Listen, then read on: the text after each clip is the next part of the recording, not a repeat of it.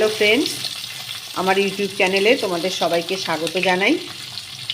আজ আমি রান্না করব ফলুই মাছ আলু দিয়ে ঝোল করব। তোমরা দেখো, এইদিকে মাছ ভাজা শুরু করেছি আমি। কড়াইতে তেল দিয়ে 3 পিস মাছ ভাজা হয়েও গেছে। এদিকে আমি ভাত বসিয়েছি।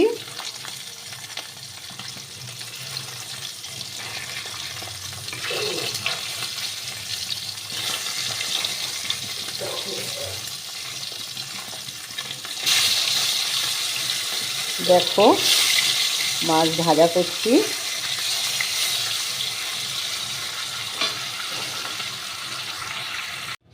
দেখো, আমার মাছ ভাজাগুলো হয়ে গেছে। এবার আমি আর সামান্য একটু তেল দেব, আর দেবো না।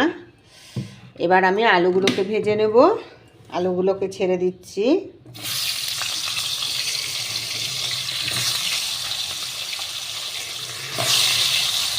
আমি আলুগুলোকে ছেড়ে দিলাম। আলুগুলোকে একটু ভাজা করে নেব।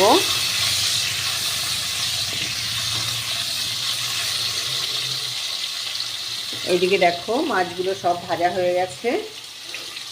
জানো তো, আমার ভাই বোনেদের বা বন্ধুদের সবাইকেই আমি বলছি একটা খুব দুঃখের কথা। মানে আমি তোমাদের বলতাম না যে আমার একটা ভাই আছে খুব প্রিয়, তোমরা সবাই আমার প্রিয়, কিন্তু সেই ভাইটা খুব অসুস্থ ছিল, ক্যান্সার ছিল। সেই ভাইটা হচ্ছে আমাকে প্রত্যেকটা ভিডিওতে কমেন্ট করতো, আমাকে বলতো সব সময় কেমন আছে না আছে সব কথা বলতো। লাস্ট একদিন আমায় বলেছিল যে দিদি, আমাকে ডাক্তার আর 2 দিন সময় দিয়েছে। তারপরে আমি ওকে বলেছিলাম যে না না, কিছু হবে না তোমার, তুমি ভালো হয়ে উঠবে, কিচ্ছু হবে না, আমাদের আশীর্বাদ তোমার সাথে আছে, ভালোবাসা। হ্যাঁ, যাই হোক, হঠাৎ করে গতকালকে আমি একটা ভিডিওতে কমেন্ট পেলাম। মানে ওই ভাইটার মা কমেন্ট করেছে যে ওই ভাইটা নাকি মানে মারা যাওয়ার আগে ওর মাকে বলে গেছিল যে আমি চলে গেলে দিদিকে অন্তত একটা কমেন্ট করে জানিয়ে দিও, আমি আর নেই, এই কথাটা জানিয়ে দিও। তাই ওই ভাইয়ের মা কমেন্ট করেছিল যে আমি আপনার সেই ভাইয়ের মা বলছি, আপনার সেই ভাই এই কথা বলে গেছে, আপনার সেই ভাই আর নেই, না ফেরার দেশে চলে গেছে। এই কমেন্টটা পড়ে আমি মানে অনেকক্ষণ চুপচাপ বসেছিলাম। এত কষ্ট হচ্ছিল যে সত্যি সত্যি ভাইটা চলে গেল। সব সময় মানে কমেন্ট করতো ভাইটা। তা আমি সব সময় মানে আমি হচ্ছে ঠাকুরের কাছে প্রার্থনা করি, ও যেখানেই থাকুক না কেন ও যেন ভালো থাকে, ওর আত্মার যেন শান্তি হয়। তোমরাও যেন ঠাকুরের কাছে প্রার্থনা করবে, ওর আত্মার যেন শান্তি পায়, ও যেন ভালো থাকে।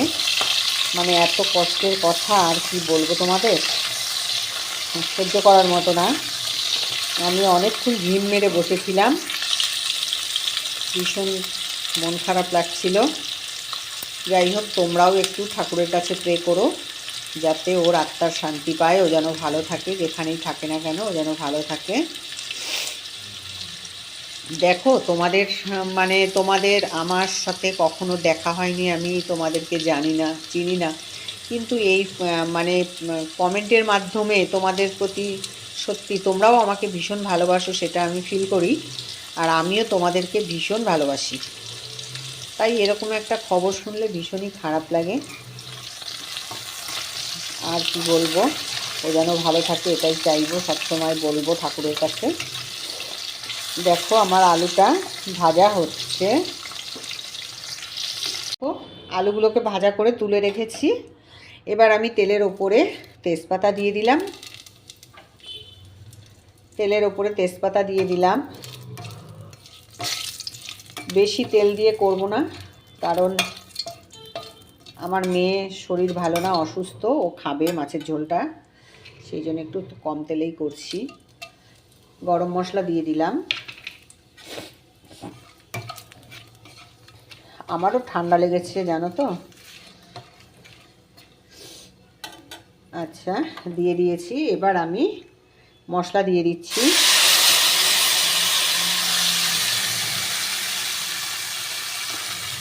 মশলার বাটিটা ধুয়ে একটু জল দিয়ে দিলাম। এখানে মশলা দিয়েছি, গ্যাসের ফ্লেমটা একটু হাইতে দিয়েছি। এখানে মশলা দিয়েছি জিরে, ধনে আর কাঁচা লঙ্কা বাটা, আর একটা টমেটো। আমি এবার হলুদ দিয়ে দেব।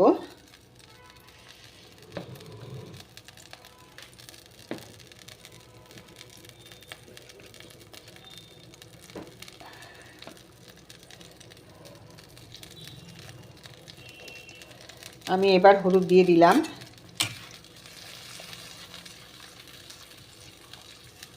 মশলাটা একটু ভাজা ভাজা হবে। লবণ দেব।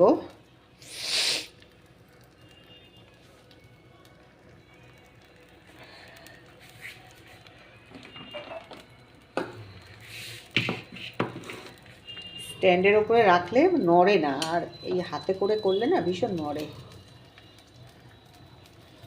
লবণ দিলাম।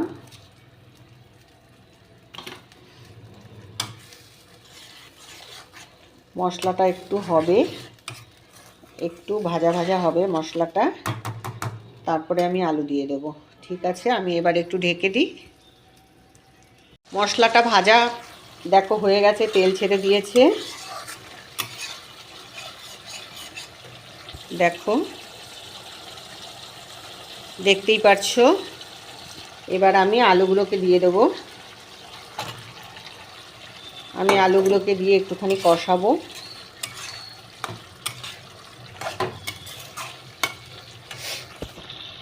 ফলুই মাছ মানে এমনই একটা মাছ, ভীষণ উপকারী মাছ, মানে হার্টের পক্ষে তো ভীষণ ভালো।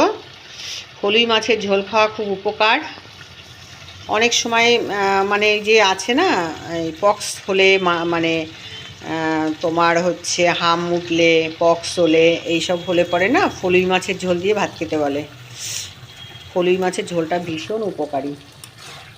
আমি এটা জিরে, ধনে আর কাঁচা লঙ্কা বাটা দিয়ে আমি করছি। একটা টমেটো দিয়েছি। ফলুই মাছটা এত উপকারী মাছ।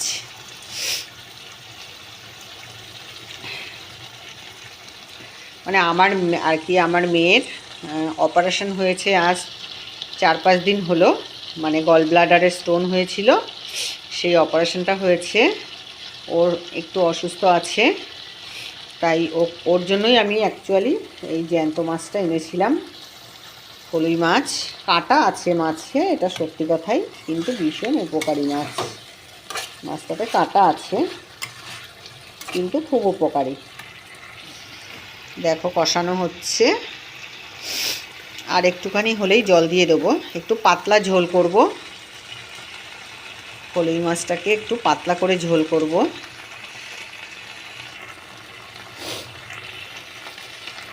আমারও ঠান্ডা লেগেছে ভীষণ। এত ঠান্ডা কি করে লাগলো জানি না। কত সাবধান, আমি তো ঘুম থেকে উঠি প্রায় আগে 9টায় উঠতাম, এখন প্রায় 10টা হয়ে যায়, 9:45টায় ঘুম থেকে উঠি। তাহলে কি করে ঠান্ডা লাগে? স্নান করি গরম জল দিয়ে, ঠান্ডা জলে স্নান করি না। তবুও কী করে ঠান্ডা লেগে গেছে। আসলে রাত্রিবেলায় বসে থাকি তো দোকানে অনেক রাত পর্যন্ত, হয়তো বা সেই জন্যই ঠান্ডা লেগে গেছে।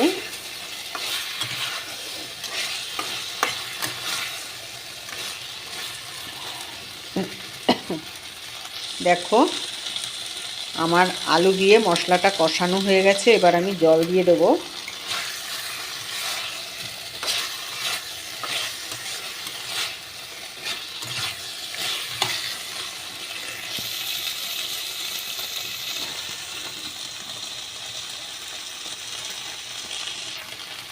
এবার আমি জল দিয়ে দিচ্ছি।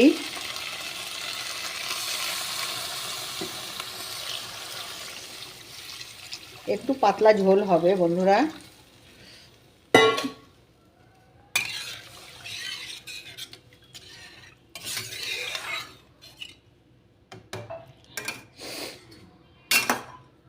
আমি এবার মাছগুলোকে ছেড়ে দিলাম।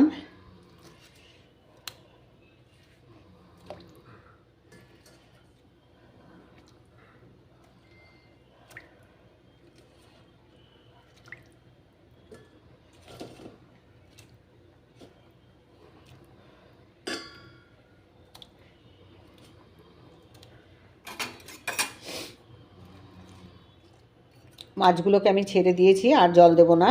এটা একটু ঢাকা দিয়ে দেব, এটা একটু ফুটবে। একটু ঢাকা দিলাম। বন্ধুরা দেখো, মাছের ঝোলটা কিন্তু হয়ে গেছে। আলু একটুখানি করে দেখলাম, আলু খুব সুন্দর সিদ্ধ হয়ে গেছে, খুব সুন্দর সিদ্ধ হয়ে গেছে আলুটা। আমি একটু হাতা দিয়ে ঝোল মুখে দিয়ে দেখেছি, খেতেও ভালো হয়েছে। আমি গ্যাসটাকে অফ করছি।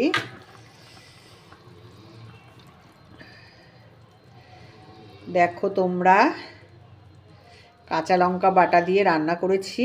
এখানে তো শুকনো লঙ্কা ব্যবহার করা যাবে না, যেহেতু রুগী খাবে। দেখো কালার কেমন এসছে। আমি আর আলাদা পাত্রে তুলে তোমাদেরকে দেখালাম না। আমার এই ভিডিও তোমাদের ভালো লাগলে প্লিজ লাইক কমেন্ট করো, চাইলে শেয়ার করতে পারো। নতুন বন্ধু যারা আছো তারা প্লিজ সাবস্ক্রাইব করে দিও। আর তোমরা সকলেই খুব খুব খুব ভালো থেকো। আজকের মতো এখানেই শেষ করছি। টাটা।